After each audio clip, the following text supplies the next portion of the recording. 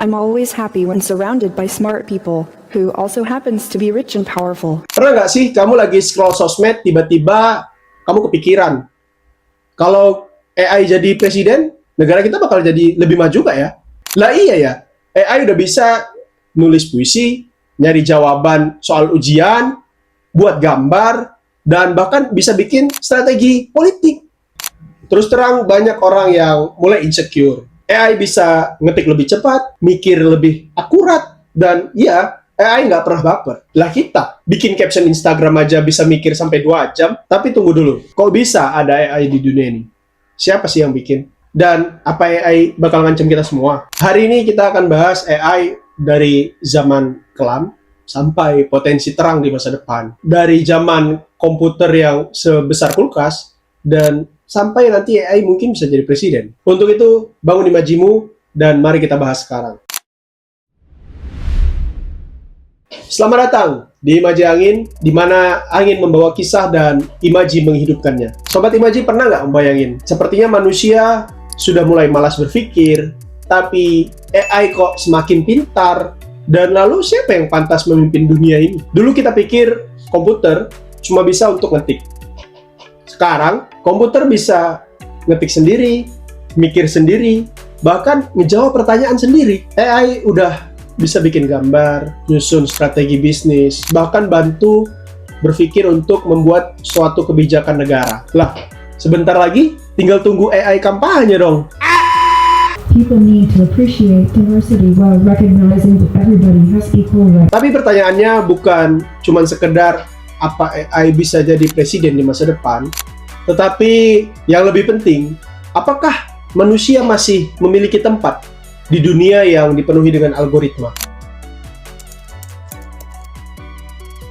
Kamu pernah nggak sih ngerasa kalau dunia itu makin aneh? Dulu yang bikin lagu ya musisi, sekarang robot, AI. Dulu yang bisa ngelukis, ngegambar, ya pelukis.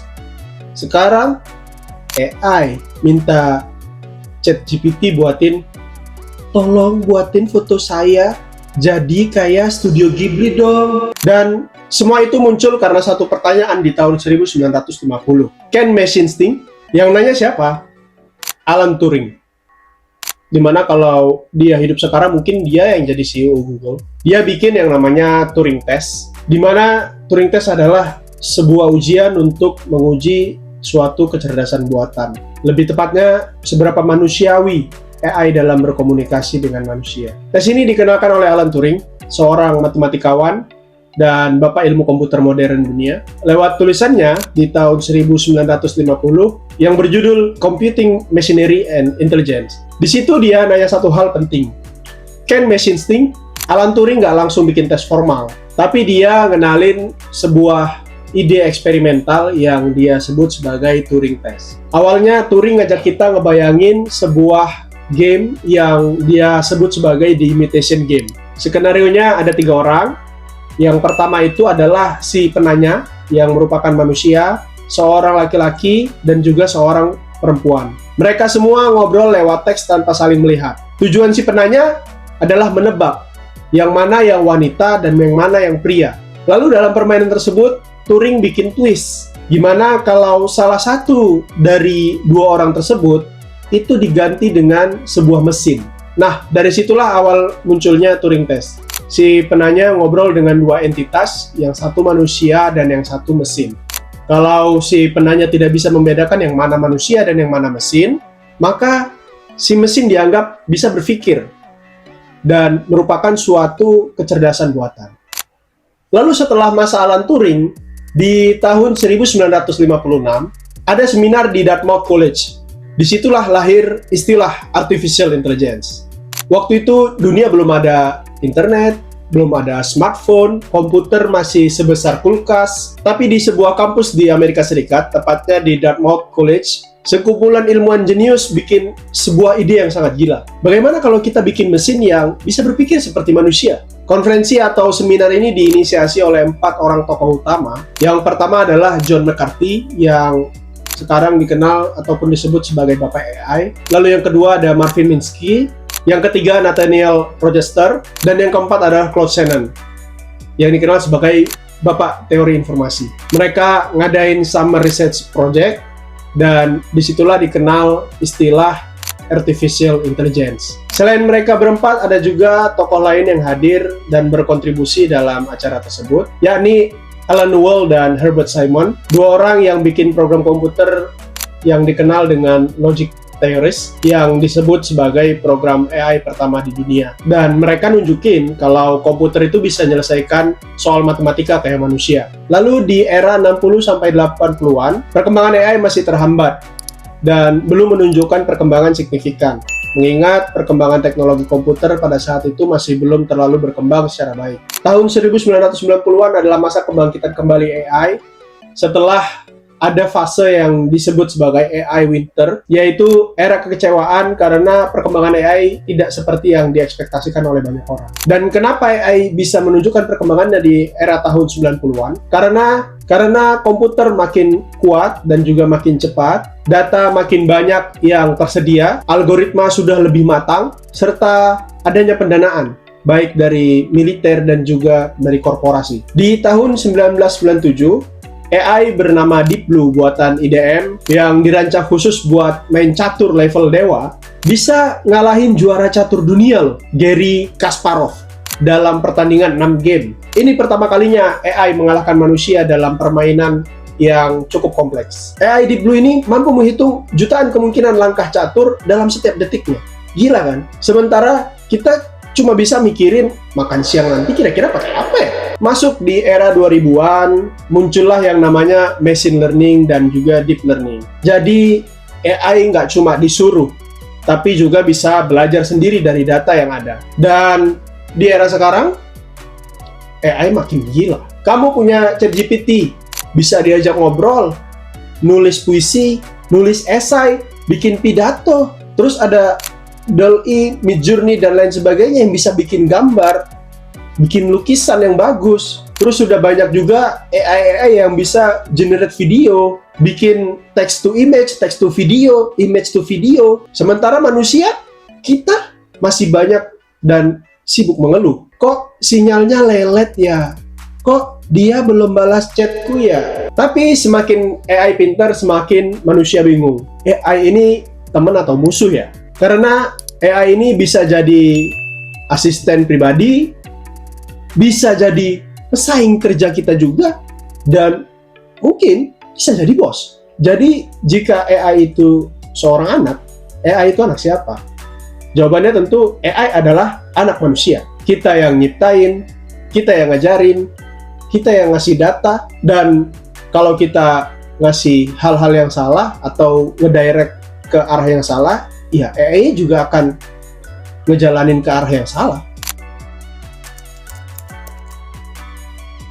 You're standing there in the polling booth with a pencil and your ballot paper in hand, and you're ready to cast your vote.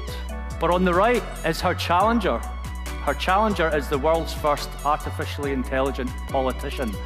But could you choose a robot over a human being? Pernah nggak kamu mikir, gimana kalau negara dipimpin sama AI? Apakah nggak akan ada lagi korupsi? Atau apakah nggak akan ada lagi drama-drama politik? Logikanya memang sepertinya AI itu adalah sosok yang sempurna ya, cerdas, cepat, tapi ya AI itu dingin. Kelebihan AI apa? Nggak pernah capek, nggak bisa disuap, keputusannya selalu pakai data. Tapi kelemahannya, AI nggak punya empati. Kalau ada rakyat miskin, AI mungkin cuma bilang berdasarkan data, berdasarkan statistik, berdasarkan algoritmanya. AI itu nggak ngerti apa yang namanya perasaan. Dia nggak relate sama ibu-ibu yang panik karena harga cabai naik, anak kos yang nunggu diskon Indomie, dan rakyat yang rame-rame ngomong, pajak aja naik, gaji kagak.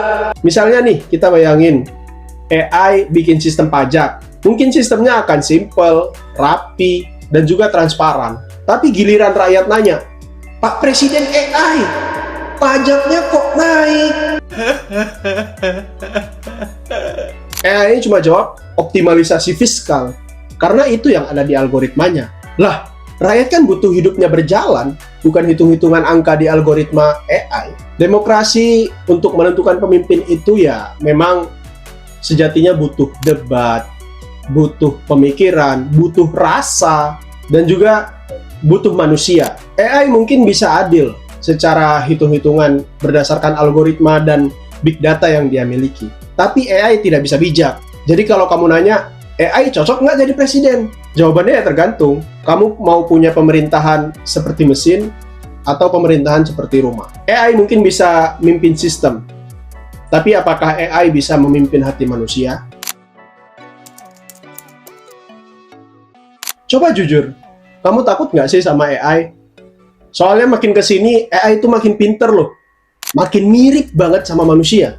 Tapi justru itu masalahnya. Kita takut AI itu makin mirip sama kita. Dan yang lebih parahnya, kita itu takut kalau AI itu justru lebih baik daripada kita. AI memang bukan monster. Tapi kalau disalahgunakan, itu bisa sangat berbahaya. Dan bisa jadi senjata digital. Contohnya deepfake, di mana AI bisa merubah wajah seseorang menjadi orang lain. AI juga bisa memanipulasi opini publik, dan AI juga bisa jadi alat untuk menciptakan propaganda. Lah ini AI bisa loh bantu nyebar hoax lebih cepat daripada ibu-ibu nyebar hoax di WA grup keluarga. No. Well. Bahkan semakin kesini pun militer mungkin bisa juga sudah menggunakan AI. Seperti contohnya nargetin serangan, memantau gerak-gerik musuh, dan nentuin siapa yang bagusnya untuk diserang. Tapi coba deh bayangin, yang nentuin siapa yang narik pelatuknya itu ternyata bukan si jenderal, tapi justru algoritma. Terus selain itu juga banyak perbincangan dan juga hal-hal yang dikhawatirkan jadi masalah. Apakah AI akan menggantikan manusia untuk bekerja?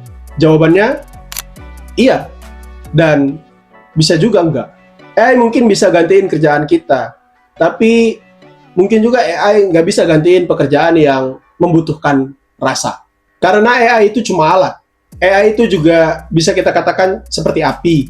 Bisa buat terang, tapi juga bisa jadi kebakaran. Jadi pertanyaannya, kita bisa kendaliin api, atau justru kita malah menikmati main api, tahu-taunya malah jadi kebakar. Tapi yang jelas, yang bikin AI berbahaya itu bukan AI-nya, tapi adalah kebodohan kita yang menggunakan AI tanpa tanggung jawab. Jadi sekarang kita tahu, AI bukan sekedar alat. Dia bisa jadi partner kerja, bisa jadi pesaing kita, dan bukan tidak mungkin bisa jadi pemimpin untuk kita nanti di masa depan. Meskipun ya, mungkin dalam keseharian kita nggak sadar AI sedang memimpin kita. Kalau kita berhenti belajar, berhenti beradaptasi, ya siap-siap aja diganti dengan mesin yang nggak pernah lembur, nggak minta THR, dan nggak bikin status galau. Atau mungkin story IG yang close friend. Sekarang pilihannya ada di kita. Apakah kita mau cuma jadi pengguna AI, atau jadi korban disrupsi AI, atau mungkin jadi pencipta AI, dan mungkin jadi pengendali AI. Yang kita tahu masa depan itu adalah untuk siapa yang siap. AI akan terus berkembang. Dan pertanyaannya, kita mau nggak berkembang? Atau justru nanti kita yang akan terganti? Kalau kamu ngerasa video ini bikin kamu mikir, atau bikin kamu was-was terhadap masa depan kamu, silahkan share video ini ke teman-teman kamu yang masih santai kayak di pantai. Dan jangan lupa tulis pendapat kamu di kolom komentar, dan juga next kita mau bahas apa lagi juga jangan lupa tuliskan di komentar. Kalau kamu ngerasa video ini bikin imajimu hidup, klik like dan juga tombol subscribe di channel Imaji Angin. Saya Bayu, sampai ketemu di video selanjutnya.